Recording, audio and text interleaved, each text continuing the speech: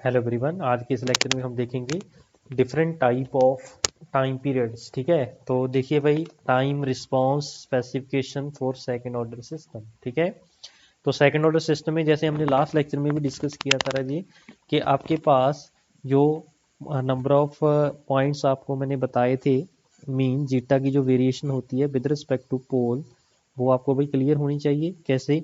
यहाँ पे अगर पोल होंगे तो मेरे पास जीटा की वैल्यू क्या होगी Raji? Zeta is equal to 0 means undamped system होगा।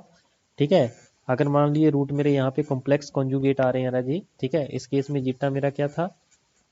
लेस देन 1 था, मीन सिस्टम मेरा क्या होगा? अनडैम्प्ड। और अगर मेरे पास दो इक्वल पोल सेम जगह पे आ रहे हैं ना जी, इसका मतलब जीटा की वैल्यू किसके इक्वल है भाई? 1, क्रिटिकली डैम्प्ड सिस्टम। ठीक है, ये चीज हमने कल देखी थी कि नहीं देखी थी भाई? बोलो, जीटा की वैल्यू क्या थी इस केस में? 1 थी। ठीक है, हाँ जी, ओके हो गया, क्रिटिकली डैम्प्ड था। ठीक है, अगर आपके रूट रियल एंड अनइक्वल हो, ठीक है, जैसे ये हमने दिखाया है, ठीक है, ये नंबर 1, ये 2 है suppose, this is 3 and this is 4। ठीक है, तो जो नंबर 1 है Raji, that is roots lies on imaginary axes. ठीक है, तो इस केस में जो जीटा होगा Raji, that is equal to 0। System क्या हो गया? अनडैम्प्ड हो गया। ठीक है, अनडैम्प्ड सिस्टम। ओके, ऐसे ही दूसरे जो रूट्स आपके हैं राजी, दैट इज कॉम्प्लेक्स कंजुगेट। ठीक है, कॉम्प्लेक्स कंजुगेट। अगर रूट्स कॉम्प्लेक्स कंजुगेट आ रहे हैं, इसका मतलब जो जीटा है राजीव आपका 0 और 1 के बिटवीन है, और सिस्टम मेरा क्या होगा राजी? Underdamped. ठीक है, इसको अनडैम्प्ड लिखो Raji, that is undamped, that is underdamped system. ठीक है, बोलो जी। और तीसरा आपके पास अगर इक्वल इक्वल रियल रूट्स आ रही हैं Raji, equal real roots mean zeta की वैल्यू उस केस में क्या होगी? 1। उसको क्या बोलेंगे? Critically damped system. ये ऑलरेडी हम कल देख चुके हैं। ठीक है, और चौथा है, अगर आपके पास अनइक्वल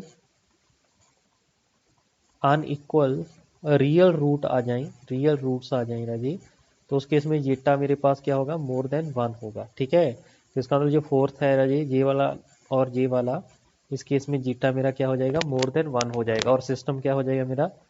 ओवर डैम्प्ड हो जाएगा। ठीक है जी, हम ऑलरेडी ये चीजें देख चुके हैं। ठीक है जी, चलिए, तो आज हम देखेंगे time response specification for second order system. ठीक है, तो ये भी भाई आपकी इंपॉर्टेंट है। ठीक है, इसके अंदर जल्दी जल्दी से हम डिस्कस कर लेते हैं भाई, आपके जो जो टाइम पीरियड इसके अंदर हम कैलकुलेट करेंगे। ठीक है, और ये हम राजेश जो भी इसकी कैलकुलेशन होगी that is use for under damped system. ठीक है, क्योंकि हम प्रैक्टिकली कौन सा सिस्टम होता है? अंडर डैम्प्ड सिस्टम होता है। ठीक है, फॉर अंडर डैम्प्ड सिस्टम के लिए ये हम डिफाइंड करेंगे।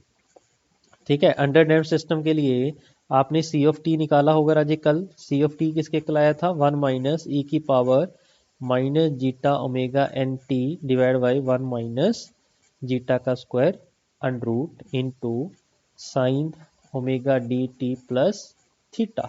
यही चीज भाई आपके पास आई थी। ठीक है, तो ये मेरे पास सी ऑफ टी आया था। ठीक है, और सी ऑफ टी अकेला ऐसा नहीं होता राजे, साथ में यू ऑफ टी होता ही होता है। हम लाप्लास ट्रांसफॉर्म में ऑलरेडी देख चुके हैं भाई। ठीक है, या फिर कई बार यू ऑफ टी नहीं लिखते एग्जाम के अंदर, टी ग्रेटर देन और इक्वल टू 0 के लिए बोल देते हैं, ये रिजल्ट आपका वैलिड होगा। ओके, यहाँ तक भाई बोलो। हाँ जी, ठीक है, सी ऑफ टी मेरे पास जे होगा। ठीक है, अगर मैं इसके प्लॉट की बात करूँ राजे, प्लॉट आपने कल देख लिया था भाई। ठीक है, इसको हमने कैसे ड्रॉ किया था जल्दी से बताओ। इसको भाई हमने ड्रॉ किया था, इसकी जो स्टेडी स्टेट वैल्यू थी राजे वो 1 आई थी। बोलो, स्टेडी स्टेट वैल्यू इसकी 1 आई थी ना? This is nothing but steady state value. Steady state value बोल दो इसको, या फिर फाइनल वैल्यू बोल दो। ठीक है, दैट इज फाइनल वैल्यू। दोनों का मीनिंग क्या राजी? सेम है। ठीक है, चलिए, तो अगर मैं इसके ग्राफ की बात करूं तो इसका ग्राफ कैसा बना था भाई? आपके पास ग्राफ ऐसा आया था भाई, ऐसे गया, इसके बाद धीरे धीरे खत्म होता होता ये आपके पास इन्फिनाइट पे पहुंच गया था। ठीक है, तो ये भाई मेरे पास इसका ग्राफ बनेगा। ठीक है, थोड़ा सा अच्छे से बना लेते हैं भाई।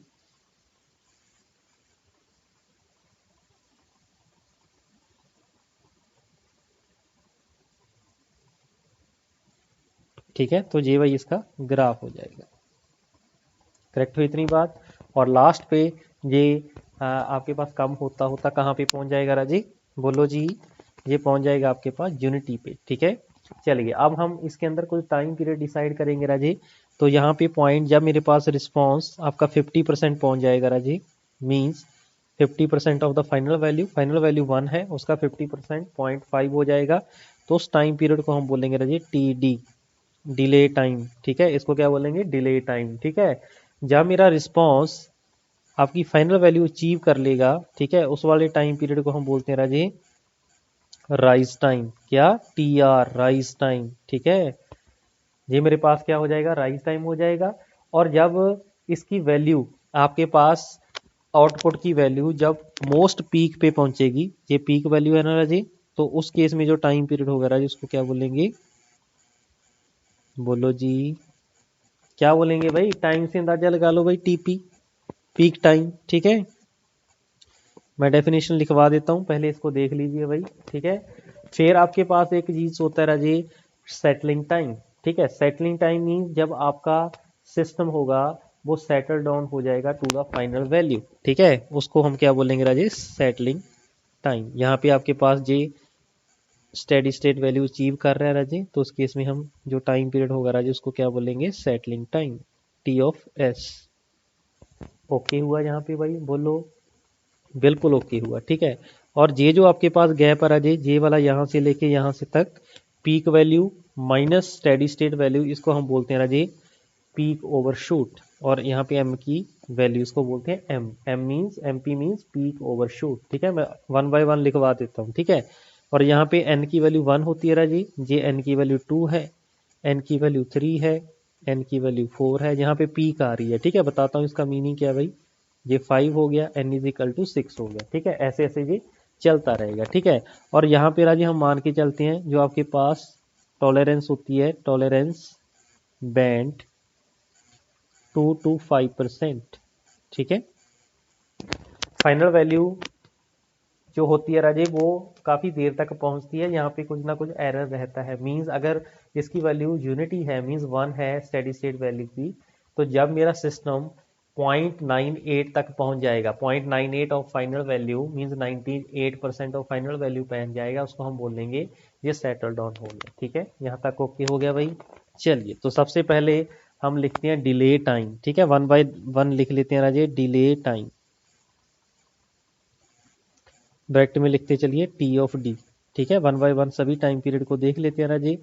मैं लिखवा दूं या मैं बोलूं आपको भाई, लिखवा दें, चलिए लिखिए, इट इज डिफाइंड एज, जल्दी से लिख लो भाई, कोई ज़्यादा इसमें सोचने वाली बात नहीं है। ठीक है, it is defined as time taken by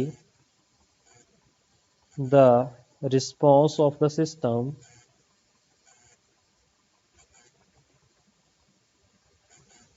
two reach, हाँ जी, 50% ऑफ द फाइनल और स्टेडी स्टेट वैल्यू। ठीक है, फाइनल वैल्यू। ठीक है, इसको हम क्या बोलेंगे राजी, बोलो जी, डिले टाइम। ठीक है, जब हम इसको कैलकुलेट करना होगा तो हम टी की जगह पे क्या पुट कर देंगे, टी डी। ठीक है, when t is equal to t of d, उस केस में जो सी टी डी हो जाएगा राजे, that is equal to 0.5 of steady state value. Steady state value कितनी है, 1। ठीक है, तो इसको जब इक्वल टू रख दोगे राजे तो अप्रोक्सीमेट रिजल्ट आपके पास डिले टाइम का जो आएगा that is 1 plus 0.7 zeta divide by omega n. ठीक है, इतने सेकंड भाई आपके पास क्या आ जाएगा, डिले टाइम आ जाएगा। ठीक है, तो इसको भाई याद रख लेना फॉर्मूले को। ठीक है, ऐसे हम सेकंड नंबर पे देखेंगे राजी, rise time, number 2 rise time. ठीक है, लिखिए जी नंबर 2 राइज टाइम। बस इनको बस याद रखना है भाई फॉर्मूला, कई बार डायरेक्टली क्वेश्चन पूछा जा सकता है। ठीक है, तो राइज टाइम सेम है राजी, इसमें बस 100% ऑफ द फाइनल वैल्यू पहुंचेगा उस टाइम पीरियड को बोलेंगे। ठीक है, लिखिए, it is defined as time taken by the response of the system. Response का मीनिंग होता है जी output, to reach 100% of the final value. ठीक है, उसको हम क्या बोलेंगे राजे, राइज टाइम। तो टी आर की जो वैल्यू होगी राजे that is nothing but pi minus theta divide by omega d. ठीक है, इतने सेकंड आपके पास क्या आ जाएगा राजे, राइज टाइम आ जाएगा। ठीक है, पाई माइनस थीटा। ठीक है, जिसके सेकंड यूनिट हो जाएंगे राजे यहाँ पे भी। ठीक है, और जो आपको पता है राजे थीटा जो आपने यहाँ पे लेना है राजे, ये थीटा जो होगा दैट इज इन रेडियन। किस में लेना है, इन रेडियन। ठीक है, मैं यहाँ पे लिख भी देता हूँ। थीटा की वैल्यू तो क्लियर है ना आपके पास कितनी थी, हमने वहां पे भी निकाली थी, 1 माइनस जीटा का स्क्वायर, इसका करेंगे अंडरूट डिवाइड बाय क्या कर देंगे राजी, जीटा। ठीक है, ये किस में लेना है, इन रेडियन। ठीक है, तो डिग्री को रेडियन में कैसे कन्वर्ट करते हैं, मान लीजिए थीटा डिग्री है, इसको रेडियन में कन्वर्ट करना है तो 3.14 डिवाइड बाई 180। ठीक है, ऐसे कर लेंगे। ओके हुआ भाई। चलिए तो नेक्स्ट थर्ड लिखिए भाई, तीसरे नंबर पे लिखिए भाई पीक टाइम। पीक टाइम जिसको हम टी ऑफ पी बोलते हैं। ठीक है, हाँ जी, पीक टाइम क्या था, उसको मैक्सिमम वैल्यू पहुंचने तक कितना टाइम लगेगा, किसको, आउटपुट ऑफ द सिस्टम। ठीक है, तो लिखिए इट इज डिफाइंड एज, हाँ जी लिख रहे हो कि नहीं लिख रहे हो, very good. It is defined as the time taken by the response of the system. हाँ जी, कहां तक पहुंचने के लिए, to reach maximum value, to reach maximum value.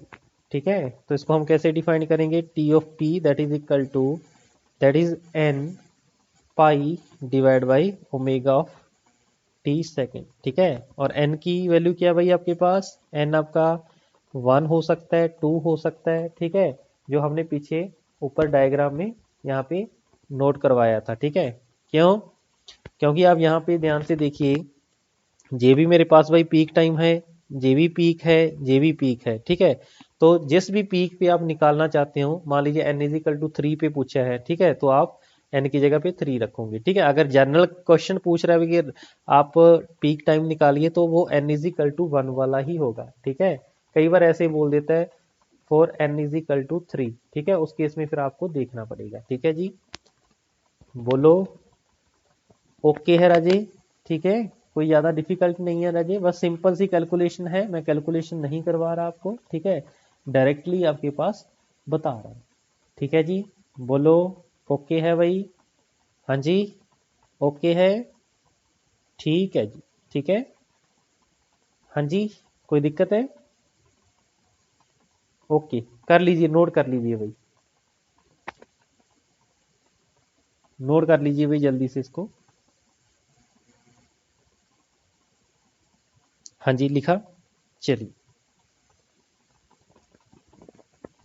हो गया भाई।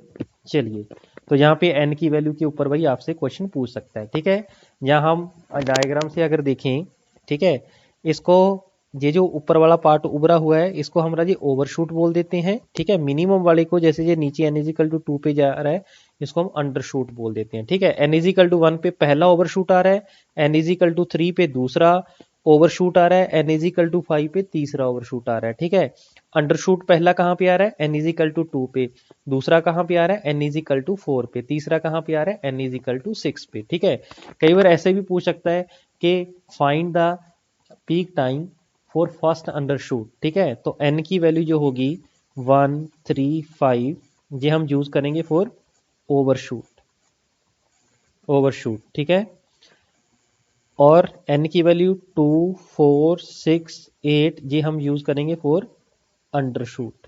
ठीक है, फर्स्ट ओवरशूट का मतलब क्या है, n is equal to 1। Second overshoot का मतलब क्या है, ये फर्स्ट ओवरशूट, सेकेंड ओवरशूट का मतलब क्या है, n की वैल्यू 3 पुट कर दो। ठीक है, ऐसे भी पूछ सकता है। ठीक है जी, चलिए तो फोर्थ जो आपके लिए इंपॉर्टेंट है राजे, हाँ नहीं कितना कर लिया था आपने, पहले 3 कर लिए ना। ठीक है, तो फोर्थ पॉइंट भाई आप लिखिए सेटलिंग टाइम। क्या लिखेंगे, सेटलिंग टाइम।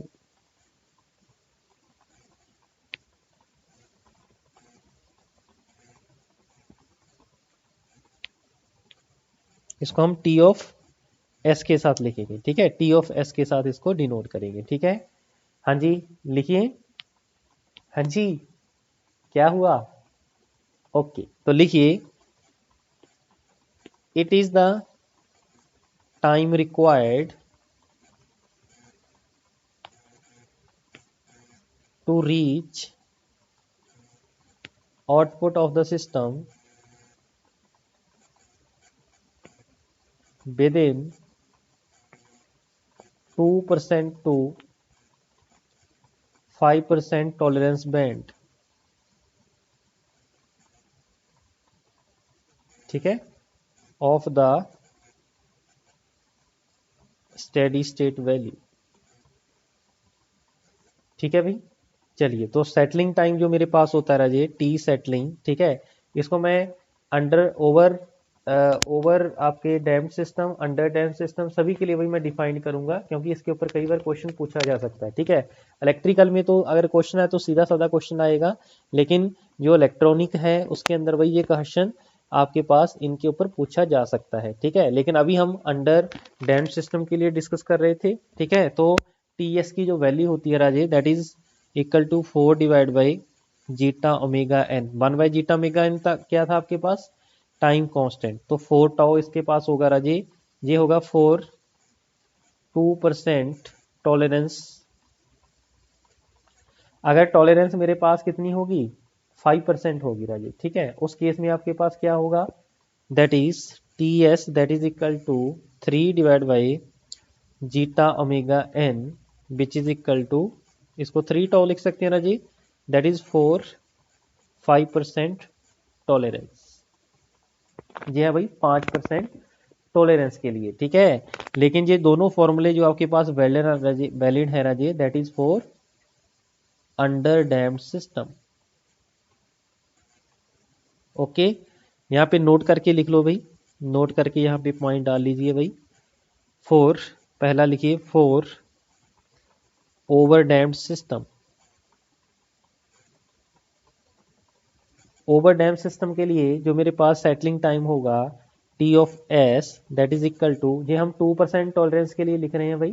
ठीक है, तो 4 divide by zeta omega n, ऐसा तो आपके पास अंडर डैम्प्ड में आया था, इसमें बस आपका minus omega n zeta square -1 under root होगा।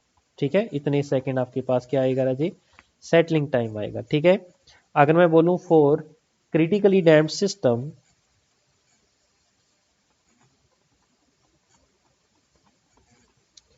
क्रिटिकली डैम्प्ड सिस्टम का मतलब क्या है? जीटा की वैल्यू मेरे पास क्या है? 1। इसका मतलब क्या था? Zeta more than 1। अंडर का मतलब जीटा इज लेस देन 1। ठीक है, that is the meaning of this, right? हाँ जी, ओके हो रहा है भाई, बिल्कुल हो रहा है। इसका मतलब क्या हुआ? क्रिटिकली डैम्प्ड सिस्टम के लिए जो मेरे पास सेटलिंग टाइम आएगा that is equal to 5.8 divide by zeta omega n. इसका मतलब क्या हुआ? हाँ जी, ये नॉर्मल आ जाएगा, और जीटा की जो मेरे पास वैल्यू है जिसको हम क्या पुट कर देंगे? 1 पुट कर देंगे फॉर क्रिटिकली डैम। तो इसका आंसर कितना आ जाएगा राजी? 5/8 divide by omega into n. ठीक है, इतने सेकंड आपके पास क्या आ जाएगा भाई? For critically damped system. ठीक है, तीसरा पॉइंट लिखिए, तो फॉर अंडर या अनडैम्ड सिस्टम के लिए बात कर रहा हूं, अनडैम्ड सिस्टम। अनडैम्ड सिस्टम के लिए आपको पता भी वो ओमेगा के साथ ऑसिलेट करता रहेगा क्या? कभी भी वहां पे पहुंचेगा? नहीं पहुंचेगा। आइडली हम ये मान के चलेंगे कि इन्फिनिटी सेकंड के बाद वो सेट आपका जो सिस्टम है वो सेटल डाउन हो जाएगा टू द फाइनल वैल्यू। ठीक है, लेकिन वो अनडैम्ड सिस्टम के लिए जब जीटा इजिकल टू 0 था, उसका जो अगर मैं ग्राफ की बात करूं, ऐसे ही ऑसिलेट करता रहेगा, वो कभी भी फाइनल वैल्यू तक नहीं पहुंचेगा। ठीक है, तो हम मान के चलते हैं कि उसको इन्फिनाइट टाइम लगेगा to reach the final value. हाँ जी, समझ में आई भाई सभी पॉइंट? बोलो, क्या कुछ डिफिकल्टी है राजे? कोई भी डिफिकल्टी इसके अंदर मेरे ख्याल से तो नहीं होनी चाहिए।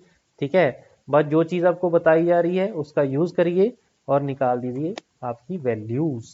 ओके, हाँ जी, ठीक है। चलिए जी, तो नेक्स्ट हम फिर देखते हैं इस नोट को, भाई नोट पॉइंट को करिए क्लोज। ये नोट पॉइंट यहाँ पे आपका हो जाएगा क्लोज। ठीक हुआ, चलिए आपका फिफ्थ पॉइंट लिखिए जो आपके लिए इंपॉर्टेंट है राजे, मोस्ट इंपॉर्टेंट है आपके लिए। Fifth point is maximum peak overshoot, maximum peak overshoot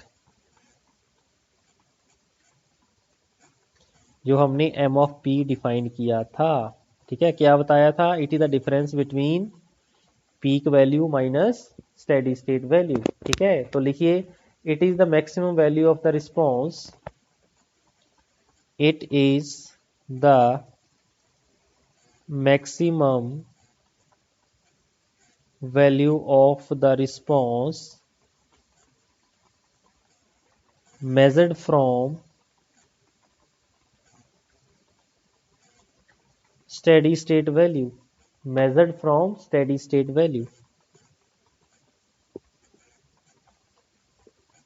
okay हुआ भाई यहां तक, जहां हम बोल सकते हैं it is the difference between peak value and steady state value, ठीक है। तो इसका मतलब मैं एम ऑफ पी की अगर मैं बात करूं, सी ऑफ टी है राजे, सी ऑफ टी की value at t is equal to t p, वो निकाल लो और उसकी स्टेडी स्टेट वैल्यू निकाल लो, दोनों का डिफरेंस कर दीजिए राजे, वो मेरे पास क्या आ जाएगा, एम पी, ठीक है, पीक ओवरशूट आ जाएगा, ठीक है जी। अगर मैं इसी की वैल्यू परसेंटेज में निकालूं एम ऑफ पी की, वो क्या हो जाएगा, c of t p minus c infinite, हाँ जी, divide by c infinite, into क्या कर देंगे 100, वो मेरे पास क्या आ जाएगा राजे, परसेंटेज में आ जाएगा, ठीक है। जब इसकी हम कैलकुलेशन करेंगे राजे, तो इस केस में जो मैक्सिमम ओवरशूट मेरे पास आएगा दैट इज ई की power minus zeta pi divide by 1 minus zeta का स्क्वायर, ये दोनों भाई आपकी पावर के अंदर ही है, ठीक है, किसमें है भाई, पावर में ही है, minus zeta pi divide by 1 minus zeta का स्क्वायर, ठीक है। अगर परसेंटेज में निकालना है तो इंटू 100 कर दो, इतने परसेंट आ जाएगा, ठीक है जी। चलिए ये मेरे पास हो जाएगा भाई मैक्सिमम ओवरशूट, लेकिन ये पॉइंट है for n is equal to 1 means for first overshoot, ठीक है। जनरल फॉर्मूला क्या होगा राजे इसका, general formula m of p that is equal to e की power minus zeta pi divide by 1 minus zeta का स्क्वायर अंडरूट, ये तो अभी लिखा, बस यहाँ पे एन के साथ मल्टीप्लाई हो जाएगा, ठीक है। तो ये मेरे पास एम पी होगा फॉर जनरल केस, ठीक है जी। अगर आपसे पूछे कोई m p, find m p for first undershoot, तो फर्स्ट अंडरशूट कब आएगा, जब एन की वैल्यू कितनी हो जाएगी राजी 2, तो उस केस में एम ऑफ पी की वैल्यू क्या आ जाएगी भाई, ई की power minus 2 zeta pi divide by 1 minus zeta का स्क्वायर अंडरूट। ओके हुआ भाई यहाँ तक, बोलो हाँ जी हो जाएगा, that is the formula for m of p, ठीक है। तो एन की वैल्यू भाई आप याद रख सकते हो, 1 3 5 आपके ओवरशूट के लिए होगी, 2 4 6 आपकी अंडरशूट के लिए होगी, ठीक है जी। तो ये थे भाई आपके डिफरेंट डिफरेंट पॉइंट्स, ठीक है। तो इन सभी पॉइंट को अच्छे से याद रख लेना भाई, ठीक है। एक एग्जांपल देख लेते हैं, उस एग्जांपल की हेल्प से हम ये सभी पॉइंट्स आपके कैलकुलेट कर लेते हैं, ठीक है। तो क्वेश्चन लिख लीजिए भाई, मान लीजिए ये मेरे पास एक ग्राफ गिवन है, ठीक है।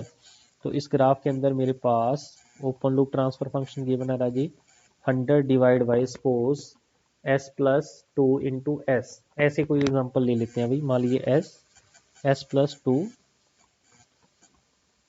यूनिटी फीडबैक है मेरे पास, ये मेरे पास सी ऑफ एस है, ये मेरे पास आर ऑफ एस है, ठीक है। चलिए तो ये मेरे पास भाई आपके पास गिवन है, इसके अंदर हमने कैलकुलेट क्या करना है, find omega N, omega D, zeta, rise time, settling time, delay time, peak overshoot, ठीक है। सभी पॉइंट मान लीजिए जो आपने लिखे हैं उनको आपने कैलकुलेट करना है, ठीक है। तो सबसे पहले ओमेगा एन, ओमेगा डी और जीटा कैलकुलेट कैसे होगा राजे, सबसे पहले मेरे पास जी ऑफ एस की बना राजे, क्या 100 डिवाइड बाई एस प्लस 2, ठीक है। सबसे पहले इसकी करेक्टरिस्टिक्स इक्वेशन लिख लो राजे, ठीक है। करेक्टरिस्टिक इक्वेशन क्या होती है, 1 प्लस जी एच एस तो 1 है, means 1 plus 100 divide by S plus 2, ठीक है। तो इसकी जो करेक्टरिस्टिक्स इक्वेशन आएगी राजे, इस करेक्टरिस्टिक इक्वेशन से हम क्या करेंगे, जहां आप ऐसे करिए क्लोज लूप ट्रांसफर फंक्शन निकाल लो राजे, क्लोज लूप ट्रांसफर फंक्शन जो होगा क्लोज लूप ट्रांसफर फंक्शन, ये मेरे पास ओपन लूप ट्रांसफर फंक्शन आ रहा है जी, वो क्या होगा open loop transfer function divide by 1 plus OLTF। ठीक है यही होगा भाई, बोलो यस। तो 100 डिवाइड बाई एस प्लस 2, क्योंकि जो क्लोज लूप ट्रांसफर फंक्शन है उसका जो डिनोमिनेटर होता है जी वही मेरे पास कैरेक्टरिस्टिक्स इक्वेशन होती है भाई, बोलो ओके है। चलिए तो इसका हम CLTF निकाल लेंगे भाई, that is equal to 100 divide by S square plus 2s plus 100। ठीक है, ये जो नीचे वाली है राजे यही मेरे पास क्या होती है कैरेक्टरिस्टिक्स इक्वेशन। तो S square plus 2s plus 100 ये मेरे पास क्या भाई कैरेक्टरिस्टिक्स इक्वेशन। ठीक है, तो स्टैंडर्ड सेकंड ऑर्डर सिस्टम की कैरेक्टरिस्टिक्स इक्वेशन क्या होती है, s square plus 2 zeta omega n s plus omega n का स्क्वायर।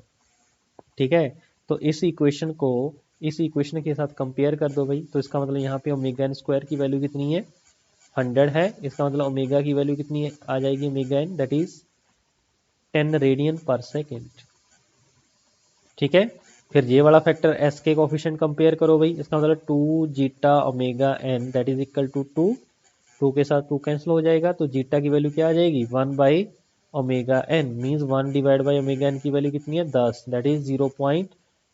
कई बार ये भी पूछ लेते हैं टाइप ऑफ सिस्टम बताइए, तो जीटा मेरा क्या आ जाएगा राजे that is 0.1 which is less than 1, means कौन सा सिस्टम है अंडर डैम्प्ड सिस्टम है। ठीक है, ये क्वेश्चन भी यहाँ से कवर हो जाएगा अभी आपका, ये कौन सा सिस्टम है अंडर डैम्प्ड सिस्टम। ठीक है, मैं इस क्वेश्चन के साथ भाई आप देखोगे कि 10 से 15 क्वेश्चन आप इसी फॉर्मूला बेस्ड आए होंगे कि आपके पास ये क्वेश्चन ऐसा गिवन होगा जहां अलग से बोल देगा ओपन लूप ट्रांसफर फंक्शन जे है, तो बताइए सिस्टम किस टाइप का है, ओवर डैम्प्ड है अंडर डैम्प्ड है। तो आपने क्या करना है जस्ट यही प्रोसीजर फॉलो करना है, जीटा की वैल्यू निकाल दो, इस इक्वेशन को याद रखना है स्टैंडर्ड कैरेक्टरिस्टिक्स इक्वेशन को, उसके साथ आप कंपेयर करके सभी पॉइंट निकाल सकते हो। ठीक है, फिर क्या होगा कई बार ओमेगा एन गिवन होता है, आप उससे क्या close loop transfer function calculate करने को आ सकता है, के की वैल्यू कैलकुलेट करने को आ सकता है। ठीक है, बस इसी इक्वेशन को इधर उधर करना है, आप निकाल सकते हो। ठीक है, आप प्रीवियस ईयर क्वेश्चन देखना, इलेक्ट्रिकल के देख लेना, इलेक्ट्रॉनिक के देख लेना। ठीक है,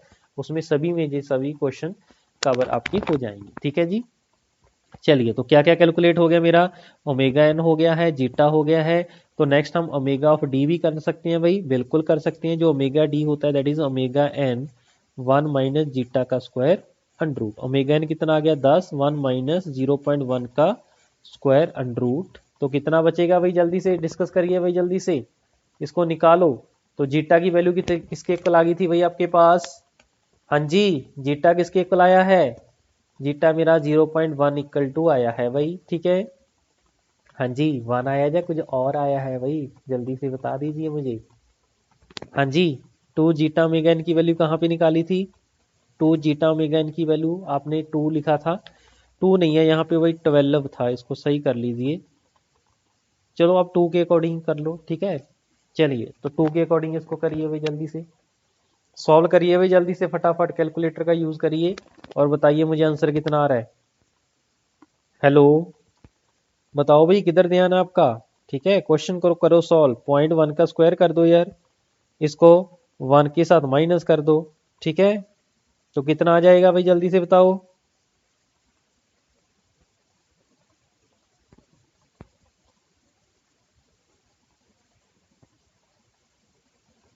.99 आ गया ना, इंटू 10 कर दो यार, तो 9.94 आ जाएगा। ठीक है, तो ओमेगा डी की वैल्यू कितनी आ गई 9.94 radian per second, very good. ठीक है, तो ओमेगा डी मिल गया आपको।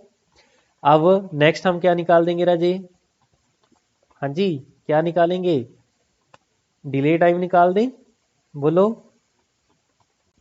अरे कहाँ खो गए भाई, डिले टाइम निकाल दो यार, यहाँ आपने सबसे पहले राइज टाइम किया था, राइज टाइम किया था डिले टाइम किया था, डिले टाइम किया था सर, तो फिर निकाल दो राजी टी ऑफ डी, जिसकी वैल्यू किसके इक्वल आई थी 1 plus 0.7 zeta divide by omega of N. तो 1 प्लस 0.7 जीटा की वैल्यू कितनी आई थी भाई 0.1 डिवाइड बाई ओमेगा एन कितना है 10, तो 1 प्लस 0.07 बाई 10, तो कितना आया भाई 1.07 by 10 that is equal to 0.107 second. क्या है डिफिकल्ट है इसके अंदर भाई, कुछ भी नहीं है। ठीक है, चलिए तो डिले टाइम आ गया, इसके बाद हम निकाल देते हैं राजे राइज टाइम। तो राइज टाइम का फॉर्मूला क्या बताया था भाई, बोलो जी, pi minus theta divide by omega d था या ओमेगा एन था, सर ओमेगा डी था। चलिए तो पाई की वैल्यू कितनी होती है 3.14, थीटा की वैल्यू कैसे निकालेंगे, टेन का इनवर्स 1 माइनस जीटा का स्क्वायर मीन्स 0.1 का square divide by zeta means 0.1। तो थीटा निकालो जल्दी से, कितना आएगा, टेन का इनवर्स दैट इज 0.99 इसका रूट डिवाइड बाई 0.1। हाँ जी, मजे आ रहे हैं कि नहीं आ रहे, बिल्कुल आ रहे हैं सर। चलिए तो इसका रूट करो भाई, तो डिवाइड बाई कर दो आप 0.1 के साथ, तो 9 पॉइंट समथिंग आ जाएगा। इसका हम करेंगे 10 का इनवर्स, तो आंसर मेरे पास आ जाएगा थीटा 84.26 डिग्री। लेकिन हमें किस में चाहिए, रेडियन में चाहिए। तो कितने रेडियन आएगा जल्दी से बताओ, 3.14 से मल्टीप्लाई करो और डिवाइड बाय कर दो, कितना 180। ठीक है, तो 1.46, हाँ जी 1.46 रेडियन आ जाएगा राजी। ठीक है, तो यहाँ पे हम पुट कर देंगे 1.46। ओमेगा डी तो आपने भाई निकाल ही रखा है, कितना ओमेगा डी कितना आया था, जेर आया भाई 9.94, 9.94। ठीक है, तो जल्दी से करो सॉल्व इसको भाई, डिवाइड बाय कर दो 9.94। ठीक है, तो आंसर मेरा आ जाएगा 0.168 सेकेंड। ठीक है जी। हाँ जी, हो रहा है सॉल्व भाई, बिल्कुल हो रहा है सर, वेरी गुड। अब हम निकालेंगे इसका peak time for first undershoot means pi divide by omega of d means 3.14 divide by omega d किसके इक्वल आया था 9.94। ठीक है, तो 3.14 डिवाइड बाई कितना कर देंगे 9.94 दैट इज 0.315 सेकेंड। ठीक है, चलिए जी फोर्थ पॉइंट। हाँ जी, फोर्थ पॉइंट देखिए भाई। चलिए जी, फोर्थ पॉइंट आपके पास क्या निकालने को आ रहा है, और देखो क्या आ रहा है, आपने omega N omega D zeta rise time निकाल दिया, टी डी निकाल दिया, सेटलिंग टाइम भी देख लो भाई फॉर 2% टॉलरेंस के लिए निकाल देते हैं भाई। Settling time for 2% tolerance that is 4 divide by zeta omega N that is 4 divide by zeta is 0.1, omega N is 10। ठीक है, तो 4 सेकंड ही आ जाएगा भाई सेटलिंग टाइम, मीन्स 4 सेकंड के बाद आपका ये फाइनल वैल्यू को अचीव कर लेगा। ठीक है, फिर अभी आपके पास बचता है भाई पीक ओवरशूट, जिसकी वैल्यू है e की power minus zeta pi divide by 1 minus zeta का स्क्वायर। ठीक है, तो देख लें भाई e की पावर जीटा की value 0.1 into 3.14 divide by 1 minus 0.1 का स्क्वायर। इसको आप सॉल्व करके भाई आपको पता है 0.99 आ गया था। ठीक है, तो इसको भी कर लें सॉल्व। हाँ जी बिल्कुल करेंगे भाई, 0.314 इसको डिवाइड कर दो भाई 0.99 के साथ,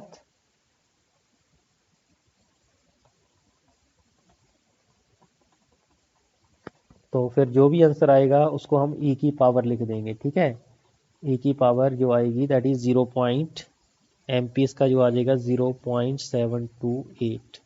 ठीक है, और हम इसको लिख सकते हैं 72.8%।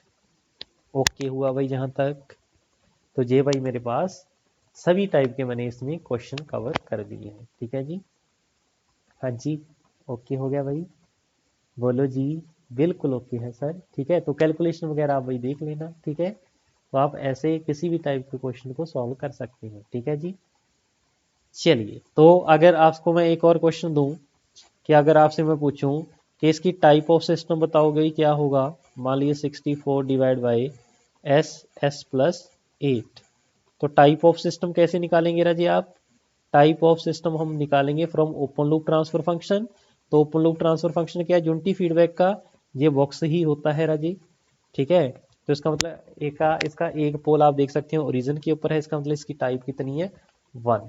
ठीक है, अगर आपसे मैं ये पूछूं कि ये अंडर डैम्प्ड है ओवर डैम्प्ड है तो क्या करेंगे भाई, इसका हम करेक्टरिस्टिक से इक्वेशन निकाल लेंगे, उसको हम कंपेयर कर देंगे। ठीक है, मींस इसका क्लोज लूप ट्रांसफर फंक्शन निकालिए CSRS that is equal to, हाँ जी क्या होगा, बोलो जी 64 divide by S square plus 8s 1 plus 64 divide by S plus 8, यही था ना, मैंने ऊपर मल्टीप्लाई कर दिया भाई, घबराने की जरूरत नहीं है। तो 64 S square plus 8s plus 64। ठीक है, तो नीचे वाली मेरी क्या हो जाएगी राजे, करेक्टरिस्टिक्स इक्वेशन हो जाएगी। ठीक है, इसका मतलब ओमेगा एन की वैल्यू कितनी आ जाएगी भाई 8 टू जीटा ओमेगा एन की वैल्यू कितनी है 8, तो यहाँ पे कट के 4 आ जाएगा, तो जीटा की वैल्यू कितनी आ जाएगी 4 divide by 8, that is nothing but 1/2, that is less than 1। तो सिस्टम क्या हो गया भाई, अंडर डैम्प्ड।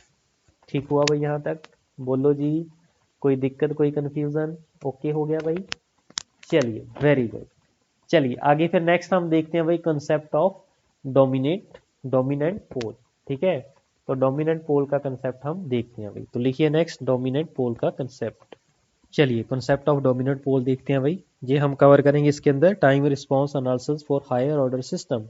अभी तक आप सेकंड ऑर्डर सिस्टम के बारे में बात कर रहे थे। ठीक है, मान लीजिए मेरे पास थर्ड ऑर्डर की कैरेक्टरिस्टिक इक्वेशन बन रही है। ठीक है, उस केस में हम यूज करेंगे डोमिनेंट पोल कंसेप्ट। ठीक है, तो लिखिए मान लीजिए मेरे पास थर्ड ऑर्डर सिस्टम है जिसकी कैरेक्टरिस्टिक इक्वेशन मान लीजिए मेरे पास कुछ इस टाइप से है, S cube plus P S square plus Q S plus के इक्वल टू 0। ठीक है, इसको हम फर्दर इसको हम फैक्टर बना लेंगे इसके, मान लीजिए इसके फैक्टर ऐसे बन गए S plus P one into S square plus Q one S plus के वन इक्वल टू 0। ठीक है, अगर मैं इसको ड्रॉ करूंगा, ठीक है ड्रॉ करूंगा तो वो कैसे बनेगा, ये तो मेरा रियल एक्सेस पे आ जाएगा ये वाला पोल, और ये मेरे पास राजे कॉम्प्लेक्स कंजुगेट पोल बनेंगे। ठीक है, तो कैसे भी पोल हो सकते हैं, हम बताएंगे आपको what is the meaning of dominant pole, and जिसको हम सिग्निफिकेंट पोल भी बोलते हैं, एंड इनसिग्निफिकेंट पोल क्या होता है। ठीक है, जो वाले पोल्स आपके जे ओमेगा एक्सेस के नियर होंगे उसको हम बोलेंगे राजे डोमिनेंट पोल। ठीक है, लिख लो इस चीज को, those poles which are near to J omega axis, वो क्या होंगे यार जी आपके डोमिनेंट पोल होंगे। ठीक है, मींस उसी का ही यूज होगा आपका सिस्टम के अंदर। ठीक है, these are the dominant poles. ठीक है, इन द टाइम रिस्पॉन्स। ठीक है, अगर मैं इसके प्लॉट की बात करूं, मान लीजिए मेरे पास जे ओमेगा एक्स है राजी, ये मेरे पास सिग्मा है। ठीक है, मान लीजिए ये जो आपकी कैरेक्टरिस्टिक इक्वेशन थी जे वाली, इसके जो रूट आपके यहाँ पे हैं। ठीक है, मान लीजिए P1 वाला पॉइंट है राजे, वो पोल मेरा कहीं दूर है। ठीक है, तो मान लीजिए ये मेरा पॉइंट, ये मैं थोड़ी सी एक्सटेंड करके दिखा रहा हूँ, मान लीजिए ये वाला जो पोल है मेरा -P1 S is equal to -P1, ये यहाँ पे है। ठीक है जी, बोलो ओके हो गया भाई। तो जो पोल आपका near to J omega axis होगा, means near to the origin होगा, उसको हम क्या बोलेंगे राजी सिग्निफिकेंट पोल, और बोलो डोमिनेंट पोल। ठीक है, इसी को हम सिग्निफिकेंट पोल भी बोल देते हैं ना जी, सिग्निफिकेंट पोल। ठीक है, फिर हमारे पास एक रूल होता है, स्टैंडर्ड है राजी अप्रोक्सीमेट फॉर अप्रोक्सीमेशन। इसका रीजन मैं बता देता हूं भाई क्यों हम ऐसा करते हैं। फॉर अप्रोक्सीमेशन आपके पास इनसिग्निफिकेंट पोल जो आपका ओरिजिन से या जे ओमेगा एक्सिस से दूर होता है, कितना दूर होगा वो हम बताएंगे। और जो सिग्निफिकेंट पोल है राजे, अगर उसकी डिस्टेंस बिटवीन देम, सिग्निफिकेंट पोल और डोमिनेंट पोल जिसको हम सिग्निफिकेंट पोल बोलते हैं राजे, अगर उसकी डिस्टेंस 4 या 4 से ज़्यादा है उन दोनों के बिटवीन, तो हम जो आपके पास इनसिग्निफिकेंट पोल होगा आपका इनसिग्निफिकेंट पोल, उसको हम क्या कर सकते हैं राजी निगलेक्ट कर सकते हैं। तो आपके क्वेश्चन जो आपके पास इफेक्ट है पोल्स का, उसके ऊपर कोई भी इफेक्ट नहीं पड़ेगा, सिस्टम के रिस्पॉन्स के ऊपर कोई भी इफेक्ट उस पोल को रिमूव करने से नहीं पड़ेगा। ठीक है, बस एक शर्त आपकी कंडीशन, एक शर्त आपकी भाई सेम रहनी चाहिए, वो होता है आपका डीसी गेन। ठीक है, डीसी गेन पहले और आफ्टर द अप्रोक्सीमेशन क्या रहना चाहिए, सेम रहना चाहिए। इस पॉइंट को नोट कर लो भाई, द डीसी गेन आपने इस टाइप से उसको रिमूव करना है सो दैट मेरा डीसी गेन बिफोर और आफ्टर सेम रहे। ठीक है, the DC gain of the system remains same, remains same कब, before and after the approximation.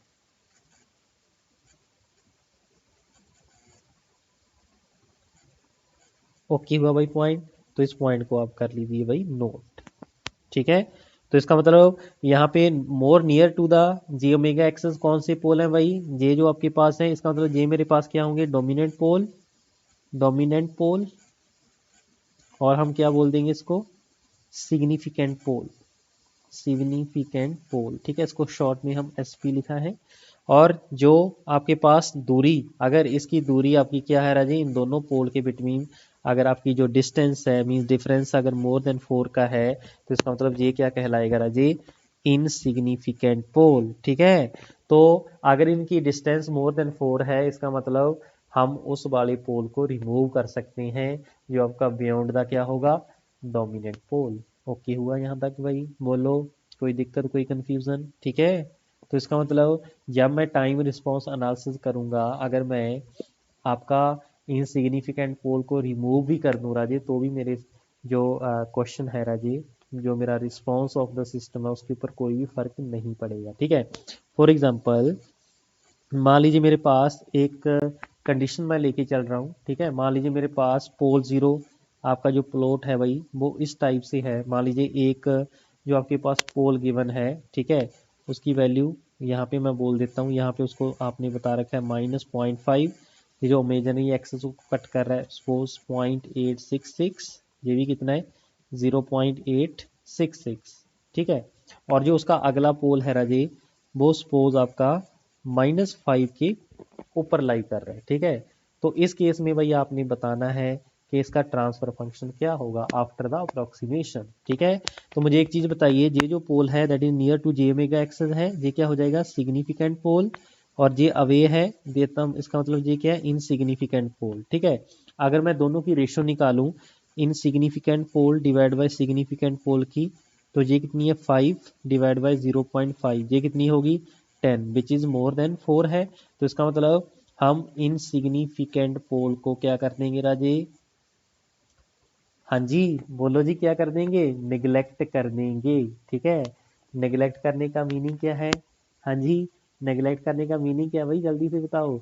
Neglect करने का मीनिंग है कि हम इस चीज को रिमूव कर देंगे। ठीक है, किस चीज को, जे वाली पोल को रिमूव कर देंगे। ठीक है, अगर मैं इसके ट्रांसफर फंक्शन की बात करूं, तो इसके ट्रांसफर फंक्शन में ये देखो के डिवाइड बाई, पहले क्या था भाई, जे आपके पास इक्वेशन क्या बनेगी, एक तो s+5 हो गया राजे, एक दूसरा मेरे पास जे बचेगा 0.05 प्लस माइनस जे 0.866, यही बचेगा राजी। ठीक है, ये एस की वैल्यू है राजी। ठीक है, इसका मतलब अगर मैं इसको दूसरी फॉर्म में कन्वर्ट कर दूं, तो ये s² प्लस s+1 के रूट होंगे। ठीक है, बोलो जी होंगे कि नहीं होंगे, बिल्कुल होंगे सर। ठीक है, चलिए, तो इसका मतलब क्या हुआ, इसका मतलब सर ये हुआ, इसका जो ट्रांसफर फंक्शन है, मान लीजिए ये इसका दूसरे जो इक्वेशन, ये जो पोल आपके सिग्निफिकेंट पोल है, इसकी इक्वेशन ये रही होगी। ठीक है, तो हम इस केस में ये जो आपका s+5 है जी, इसको इस टर्म को क्या कर देंगे, निगलेक्ट कर देंगे। ठीक है, तो s+5 वाली टर्म को हम क्या कर देंगे राजी, निगलेक्ट। तो अप्रोक्सीमेट ट्रांसफर फंक्शन मेरे पास क्या होगा राजी, अप्रोक्सीमेट ट्रांसफर फंक्शन मेरे पास क्या बन जाएगा, के divide by s² plus s+1। ठीक है, हम उससे पोल को नेग्लेक्ट कर सकते हो। ठीक है, लेकिन कंडीशन क्या है, आपका डीसी गेन सेम रहना चाहिए। ठीक है, तो डीसी गेन भाई कैसे सेम रहेगा, बोलो जी, डीसी गेन हम कैसे सेम रखेंगे, डीसी गेन सेम रखने के लिए हम ऑलवेज इसको जब रिमूव करेंगे, टाइम कांस्टेंट फॉर्म में कन्वर्ट करके ही रिमूव करेंगे। ठीक है, तो यहाँ पे नोट करके लिख लो भाई। ठीक है, तो नोट करके ये वाला पॉइंट डाल लीजिए। ठीक है, तो सबसे पहले हम क्या करेंगे, फर्स्ट कन्वर्ट, मैं क्वेश्चन से प्रूव करूंगा। ठीक है, इसको पहले बस लिख लो एक बार, first convert it in time constant form.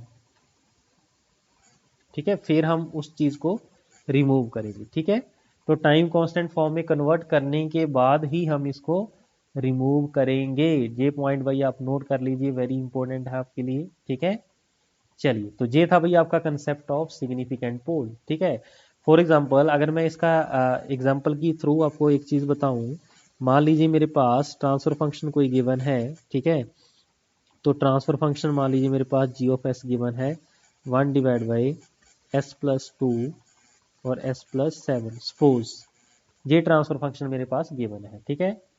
तो अगर मैं इनको इंडिविजुअल इंडिविजुअल दो सिस्टम मान लूँ, ठीक है, अगर मैं इसको इंडिविजुअल इंडिविजुअल दो सिस्टम मान लूँ तो राजे मेरे पास क्या होगा, मान लीजिए एक मेरे पास सिस्टम है जी ऑफ एस 1/s+2, ठीक है, दूसरा मान लीजिए ये G1 है, एक मान लीजिए G2S है, ठीक है, वो कितना है 1/s+7। मान लीजिए ये मेरे पास सीरीज में दोनों कनेक्टेड है, ठीक है, ये G1 सिस्टम है, ये G2 सिस्टम है, तो ओवरऑल सिस्टम क्या होगा राजे, मल्टीप्लिकेशन हो जाएगी ना दोनों की, ठीक है, ऐसे हम मान के चल रहे हैं सपोज, ठीक है।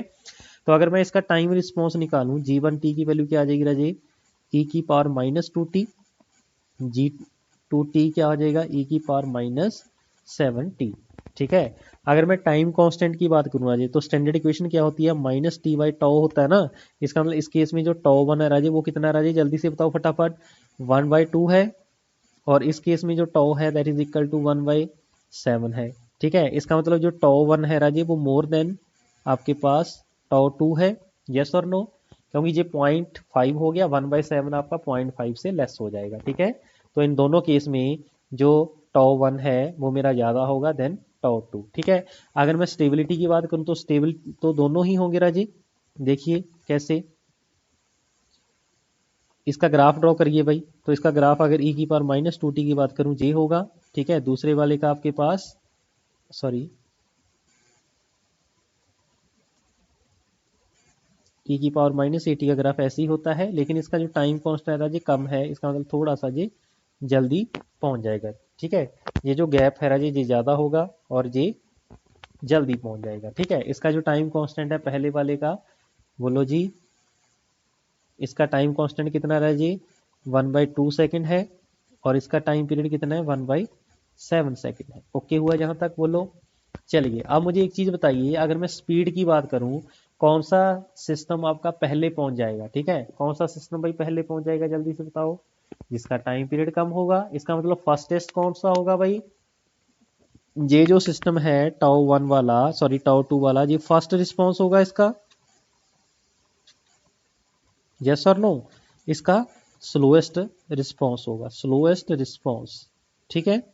तो मुझे एक चीज बताइए, ये दोनों सीरीज में कनेक्टेड है, तो ओवरऑल सिस्टम का जो रिस्पॉन्स होगा वो कब आएगा, मान लीजिए पहला सिस्टम G1 है, ये स्लोएस्ट है, और G2 मेरा क्या फास्टेस्ट है, G2 आपका पहले रिजल्ट दे देगा, लेकिन ओवरऑल जो प्रोसेस आपकी होगी ना जी वो कौन डिसाइड करेगा आपका, जब तक सभी पैरामीटर आपके कंप्लीट ना हो जाए तब तक मेरी आउटपुट नहीं आएगी, इसका मतलब जो सबसे स्लोएस्ट होगा सिस्टम उसके साथ करेगा, क्योंकि बाद में वो आएगा उसका रिजल्ट आएगा, उसका रिजल्ट आने के बाद ही ओवरऑल रिजल्ट आएगा, इसका मतलब जो मेरा पास स्लोएस्ट रिस्पॉन्स होगा राजे वही मेरे पास सिस्टम को, ओवरऑल सिस्टम को रिप्रेजेंट करेगा, that is the meaning of this, ठीक है। तो स्लोएस्ट रिस्पॉन्स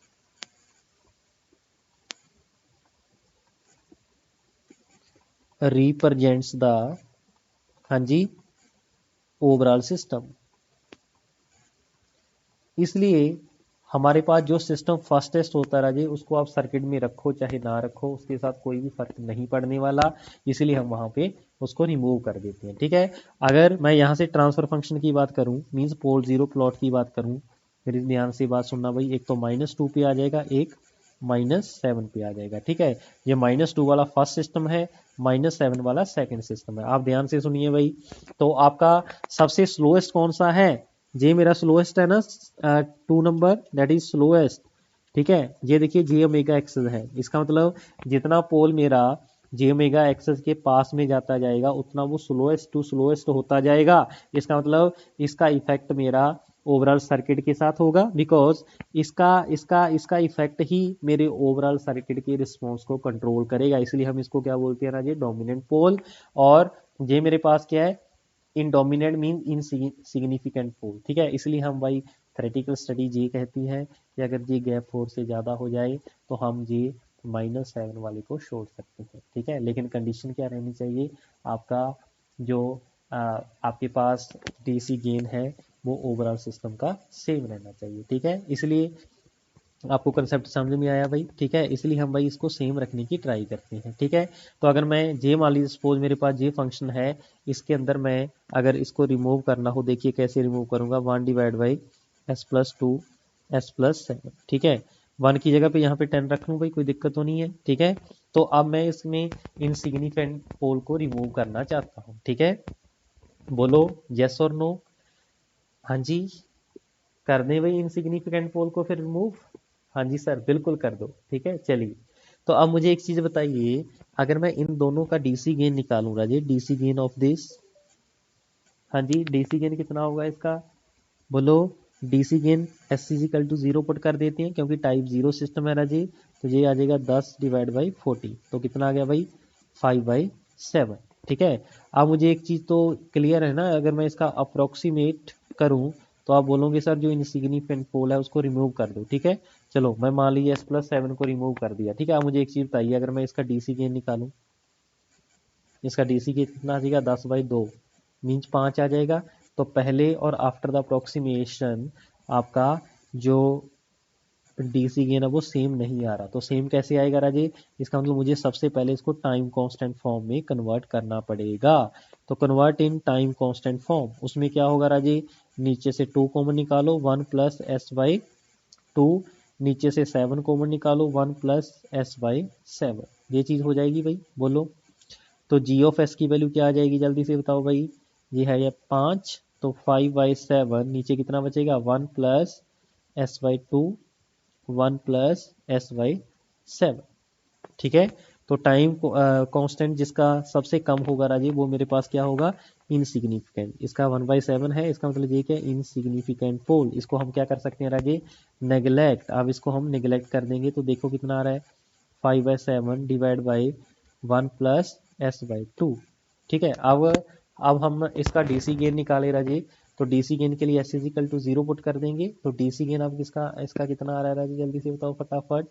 तो DC gain in this case is 5/7, पहले भी कितना था आप देख सकते हो भाई, 5/7, अब भी कितना है, 5/7। इसका मतलब ये इसका क्या होगा राजीव, अप्रोक्सीमेट, अप्रोक्सीमेट, हाँ जी, अप्रोक्सीमेट क्या होगा, ट्रांसफर फंक्शन होगा, ठीक है। अप्रोक्सीमेट ट्रांसफर फंक्शन, ठीक है। तो अप्रोक्सीमेट ट्रांसफर फंक्शन की फॉर्म में अगर मुझे कन्वर्ट करना है तो सबसे पहले हम टाइम कांस्टेंट फॉर्म में कन्वर्ट करेंगे। उसके साथ क्या होगा, डीसी गेन आपका दोनों केस का सेम ऑटोमेटिकली आ जाएगा, सोचने वाली बात बिल्कुल भी नहीं होगी, ठीक है। सो ये था भाई आपका कंसेप्ट ऑफ डोमिनेंट पोल। इसके ऊपर भी कई बार क्वेश्चन पूछा जा सकता है और आपकी कैलकुलेशन को इजी करने के लिए इसकी हेल्प हमें मिल जाती है, ठीक है जी। चलिए, तो इस लेक्चर में बस इतना ही था भाई, तो मिलते हैं फिर नेक्स्ट लेक्चर में। Thank you.